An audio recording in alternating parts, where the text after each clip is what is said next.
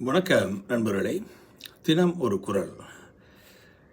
இன்று நாம் பார்க்க இருக்கும் குறள், உறங்குவது போலும் சாக்காடு, உறங்கி விழிப்பது போலும் பிறப்பு.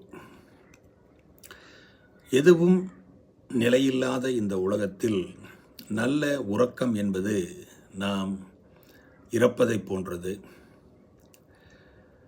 உறங்கி விழித்தால் மீண்டும் பிறப்பு.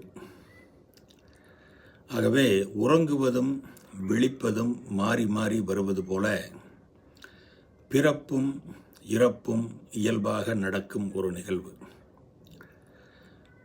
பிறப்பும் இறப்பும் இன்றும் நிலையாக இருக்கும் ஒரு புதிரான நிகழ்வு இந்த நிலையில்லாத உலகத்தில்.